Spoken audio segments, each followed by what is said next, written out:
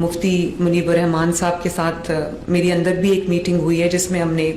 دل کھول کے اپنی جو باتیں ہیں وہ کی ہیں. بریلوی مکتبہ فکر سے لوگ یہاں پر موجود ہیں, دیوبندی مکتبہ فکر سے علماء یہاں پر موجود ہیں, اہل تشیع مکتبہ فکر سے یہاں پہ علماء موجود ہیں, اہل حدیث مکتبہ فکر سے یہاں پر علماء موجود ہیں. بڑے بڑے نام ماشاءاللہ یہاں پر بیٹھے ہیں.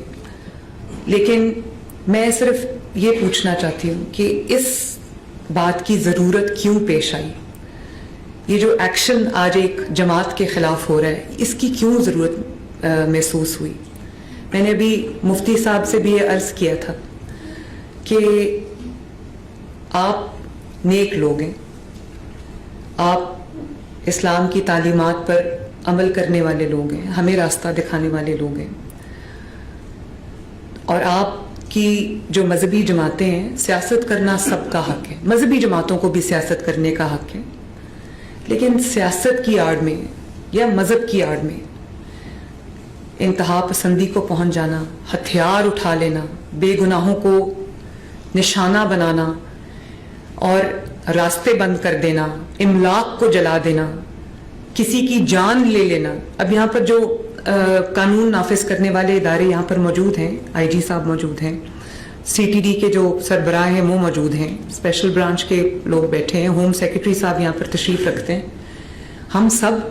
اور میں بطور چیف ایگزیکٹو پنجاب کے, ہم سب آپ کی خدمت میں حاضر رہتے ہیں. ہم سب یہ حتی الامکان کوشش کرتے ہیں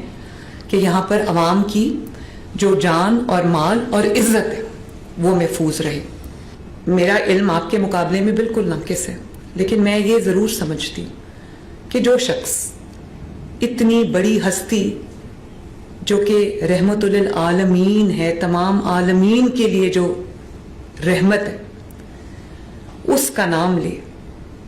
اور شر انگیزی کرے, اس ہستی کا نام لے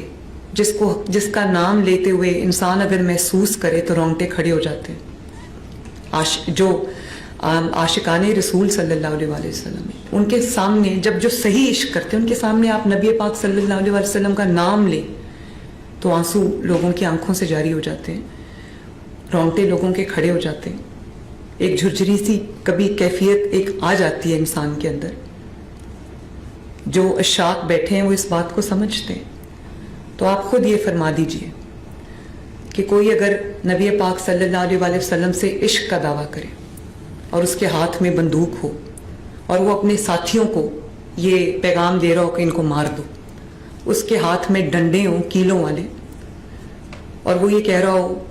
نہ صرف کہہ رہا ہو بلکہ کر رہا ہو کہ جو قانون نافذ کرنے والے ادارے جو آپ کی خدمت میں آپ کی حفاظت پہ مامور ہیں, ان کو مار مار کے ان کی ہڈیاں توڑا ہو, ان کے سر پھاڑا ہو, ان کی جو وہ کھوپڑیاں ہیں, وہ میرے پاس جو تصاویر ہیں آپ امیجن نہیں کر سکتے کہ میرا دل کس طرح سے دکھتا ہے جب میں دیکھتی ہوں کہ وہی لوگ جو اپنی جان ہتھیلی پہ لے کے آپ کی حفاظت کے لیے, آپ کے گھروں کی, آپ کے محلوں کی, آپ کی سڑکوں کی, آپ کے شہروں کی حفاظت کے لیے, آپ کی املاک کی حفاظت کے لیے جو آپ کے سامنے کھڑے ہیں, آپ یہ حکم دے رہے ہیں کہ ان کو جلا دو, ان کے سر توڑ دو, ان کی ہڈیاں توڑ دو اور راستہ بند کر دو. نبی پاک صلی اللہ علیہ وسلم تو راستے سے پتھر ہٹانے کو اتنا بڑا ثواب کا کام کہا ہے, اور آپ جانتے ہیں کہ انہوں نے یہ بھی حکم دیا کہ کچھ چیزوں میں مسلمان اور غیر مسلمان اس کی تفریق نہیں ہے. آپ صلی اللہ علیہ وسلم نے فرمایا ہے کہ اگر کوئی غیر مسلم, کوئی مسلمان, میں مفہوم بتا رہی ہوں, ایگزیکٹ الفاظ نہیں ہے اس وقت میرے پاس, لیکن میرے لیے یہ حدیث جو ہے وہ گائیڈنگ لائٹ ہے کہ کوئی یہ کہے کہ اگر کوئی مسلمان, ایک دینی ریاست ہے, اس میں ظاہر ہے مسلمانوں کی ایک میجورٹی ہے, تو کوئی مسلمان غیر مسلم کے ساتھ ظلم میں انوالو ہوتا ہے یا اس کی پراپرٹی پہ قبضہ کر لیتا ہے, تو نبی صلی اللہ علیہ وسلم نے فرمایا ہے کہ قیامت کے دن میں غیر مسلم کی جانب سے جس پہ ظلم ہوا ہے یا جس کے ساتھ زیادتی کی گئی, میں اس کی طرف سے گواہ ہوں گا, میں اس کا وکیل ہوں گا. تو انہی احکامات کی روشنی میں آپ سے یہ رہنمائی چاہتی ہوں کہ بطور حکمران جو یہ حکمرانی اللہ تعالیٰ نے دی ہے, یہ کرسی مجھے اللہ تعالیٰ نے دی ہے, اور یہ سدا رہنی بھی نہیں ہے. میں آپ سے یہ رہنمائی چاہتی ہوں کہ اگر کوئی جتھا ہتھیاروں سے لیس ہو کر سڑکوں پہ آ جائے اور کہے کہ مجھے میری مرضی کرنے دی جائے, ورنہ میں راستہ بند کروں گا, ورنہ میں گولی چلاؤں گا, ورنہ میں ریاست کو یرغمال بناؤں گا, عوام کو یرغمال بناؤں گا, تو وہ صرف ایک اپنا ایجنڈا فارورڈ نہیں کر رہا, وہ آپ سب کی بدنامی کا باعث بن رہا ہے, وہ ہمارے دین کی بدنامی کا باعث بن رہا ہے. آپ صرف ایک میں آپ سے سوال کرنا چاہتی ہوں, اور یہ بہت میں آپ سے چاہتی ہوں اس کا جواب. لبیک کتنا خوبصورت لفظ ہے. جب آپ احرام کی حالت میں ہوتے ہیں, تو جب آپ کہتے ہیں لبیک اللہم لبیک, تو آپ اللہ تعالیٰ کے حضور آپ یہ کہتے ہیں پاک صاف ہو کے کہ اللہ تعالیٰ میں حاضر ہوں. لبیک کا کیا مطلب ہے؟ فرمائیے مجھے, لبیک کا کیا مطلب ہے جی؟ کہ میں حاضر ہوں. تو اب پاکستان میں رہتے ہوئے اس مقدس لفظ کا آپ کے ذہن میں کیا مطلب آتا ہے؟ لبیک سے آپ کے دماغ میں کیا آتا ہے؟ ایک مذہبی سیاسی دماغ.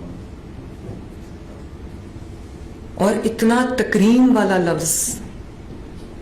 جو ہم احرام کی حالت میں ہمیں پڑھنے کا حکم ہے, اور یہ بھی ہمیں بتایا گیا ہے کہ اللہ تعالیٰ کو احرام کی حالت میں, چاہے آپ وہ عمرے کے لیے جا رہے ہوں یا حج کے ارادے سے جا رہے ہوں, میقات کے وقت جب آپ احرام میں اس کے مقام پہ جب آپ احرام پہنتے ہیں, تو اللہ تعالیٰ کو اس حالت میں آپ کی زبان سے کوئی کلمہ اس سے زیادہ جو محبوب نہیں ہے. ہم پڑھتے ہیں جب ہم جاتے ہیں احرام کی حالت میں, تو وہ دل پہ لگتا ہے جا کے وہ لفظ لبیک. یقین مانے اس کا, جس طرح کبھی آپ اللہ اکبر کہیں اپنی کسی کیفیت میں, وہ ایسے دل پہ لگتا ہے جا کے. اسی طرح لبیک کا لفظ احرام کی حالت میں